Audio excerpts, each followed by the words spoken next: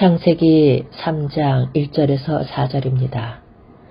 그런데 뱀은 여호와 하나님이 지으신 들짐승 중에 가장 간교하니라. 뱀이 여자에게 물어 이르되 하나님이 참으로 너희에게 동산 모든 나무의 열매를 먹지 말라 하시더냐? 여자가 뱀에게 말하되 동산 나무의 열매를 우리가 먹을 수 있으나 동산 중앙에 있는 나무의 열매는 하나님의 말씀에 너희는 먹지도 말고 만지지도 말라. 너희가 죽을까 하노라 하셨느니라. 뱀이 여자에게 이르되 너희가 결코 죽지 아니하리라. 오늘은 실과를 먹지 말라 하시더냐 하는 주제로 함께 말씀을 나눠보겠습니다. 우리는 앞에서 내가 먹는 날에는 반드시 죽으리라 하신 금령이 언약이었음을 알았습니다. 그런데 언약이 주어지게 되면 불가피하게 언약을 믿을 것인가 아니면 배척할 것인가 하는 갈등에 직면하게 된다는 점입니다. 그리고 유념해야 할 점은 죄가 기회를 타서 계명으로 말미암아 내 속에서 온갖 탐심을 이루었나니 하고 언약이 주어지게 되면 기회만을 엿보고 있는 사탄은 믿지 못하도록 필사적으로 미혹을 한다는 점입니다. 본문에서도 하나님께서는 먹으면 반드시 죽으리라 하시고 사탄은 결국 죽지 아니하리라 하고 상반된 말을 하고 있는데요. 이럴 경우 인간은 두 사이에서 갈등을 하게 되는 것입니다. 이런 구조는 성경 도처에도 나타나고 있는데요. 욥기도 욥을 중심으로 하나님과 사탄이 대결하는 구조로 되어 있습니다. 어찌하여 욥이 환난을 당하게 되었을까? 하나님께서 사탄에게 내가 내 종 욥을 주의하여 보았느냐? 그와 같이 온전하고 정직하여 하나님을 경외하며 악에서 떠난 자는 세상에 없느니라 하고 자랑하셨기 때문입니다. 출애굽기 2장도 애굽 사람이 히브리 사람을 치는 중간에 모세가 서 있는 구조입니다. 이럴 경우 모세는 어느 편을 내 형제라 부를 것일까? 다니엘서 3장도 다니엘의 세 친구를 중심으로 신상에게 절을 하고 부귀영화를 누릴 것인가 아니면 죽음을 택할 것인가 하는 구조입니다. 이제도 나라는 그리스도인을 중심으로 육신의 소욕과 성령의 소욕이 갈등하는 구조이기 때문에 이 문제가 우리들에게도 적실성이 있는 것입니다.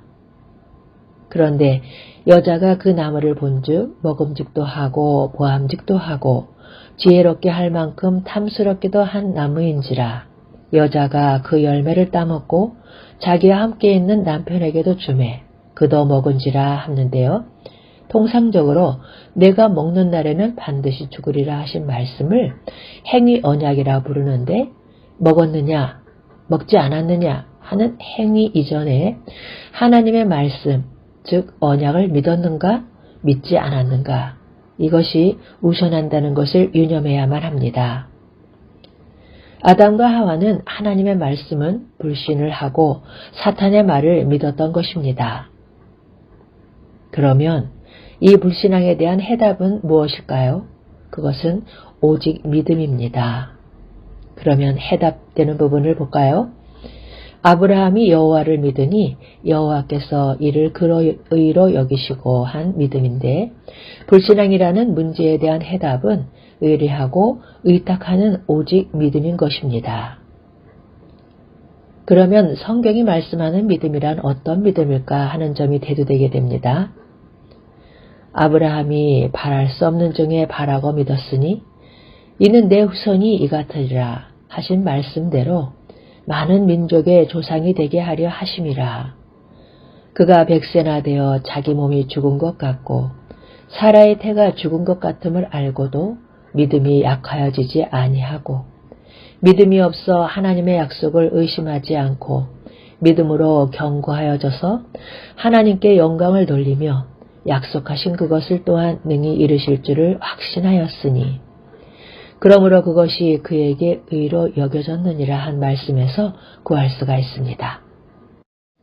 18절에 내 후손이 이 같으리라 하신 언약의 말씀대로 하나님의 약속을 의심하지 않고 약속하신 그것을 또한 능히 이루실 줄을 확신하였으니 한 언약을 믿는 믿음인 것입니다. 하나님의 관계는 언약의 관계요, 언약을 믿는 믿음의 관계입니다. 인류의 시조 아담 하와는 하나님의 언약을 믿지를 않았던 것입니다. 하나님께서 요구하시는 것은 오직 믿음입니다. 그러면 하나님께서 세워주신 언약은 무엇일까요? 구약시대에 주어진 언약은 여자의 후손은 내 머리를 상하게 하리라 하신 원복음이 아브라함과 다윗의 언약으로 진전을 한 메시아 언약입니다.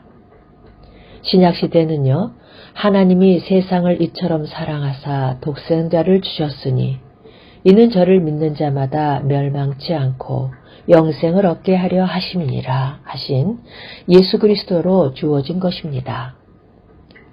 이 점에서 착각하고 혼돈하지 말아야 할 점이 있는데요.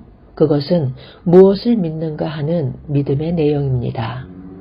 그에게 의로 여겨졌다 기록된 것은 아브라함만 위한 것이 아니요 의로 여기심을 받을 우리도 위함이니 곧 예수 우리 주를 죽은 자 가운데 살리신 이를 믿는 자니라 하고 말씀합니다. 구원에 이르는 믿음의 내용이란 예수는 우리가 범죄한 것 때문에 내줌이 되고 또한 우리를 의롭다 하시기 위하여 살아나셨느니라 한 죽으시고 다시 살아나셨다는 것을 믿는 것이라 말씀합니다. 그럼 해설을 보겠습니다. 주님께서는 인자가 온 것은 자기 목숨을 많은 사람의 대속물로 주려 함이라 하고 오신 목적을 말씀하십니다. 십자가를 앞에 놓으시고 내가 이를 위하여 이때에 왔나이다 하시고 십자가상에서 비로소 다 이루었다 하고 선언하셨는데요. 왜냐하면 죄값은 사망이기 때문에 대신 죽으신, 즉 대속으로만이 문제가 해결이 될 수 있었기 때문입니다. 그런데 놀랍게도 구약 성경에 이 점이 명명백백하게 게시되어 있다는 점인데요. 죽으시고 다시 사심을 통해서 사탄의 머리를 상하게 하리라 하신 원복음에 나타나 있습니다. 아벨이 양의 첫 새끼와 그 기름으로 드렸더니 한 양의 첫 새끼의 죽음을 통해서 나타나는데요. 방주에서 나온 노아가 모든 정결한 짐승 중 번제로 드렸더라 한 번제를 통해서 그리스도의 죽음이 나타나고 있습니다. 하나님께서 아브라함에게 내 아들, 내 사랑하는 독자 이삭을 번제로 드리라 하고 명하신 의도에 나타나 있는 것이지요. 양을 잡아 그 피를 문설주에 뿌리라 하신 6월절 어린 양의 죽음을 통해서 계시되어 있는데요. 구약시대에 명하신 모든 제사제도는 하나님이 제사와 예물을 원치 아니하시고 오직 나를 위하여 한 몸을 예배하셨도다 하신 대속제물이 되어주실 그리스도에 대한 그림자였다는 한에서만 의미가 있는 것입니다. 이를 떠나서는 우상숭배나 다를 바가 없다고 말씀하고 계시는데요. 하나님께서는 내가 수소의 고기를 먹으며 염소의 피를 마시겠느냐 하고 물으시는데 내가 먹는 날에도 반드시 죽으리라에 대한 해답은 진실로 진실로 너희에게 이르노니 믿는 자는 영생을 가졌나니 하신 오직 믿음에 있습니다. 무엇을 믿는 믿음일까? 그것은 내 살을 먹고 내 피를 마시는 자는 영생을 가졌고 하신 십자가 복음입니다. 복음이 유일한 해답입니다. 아멘.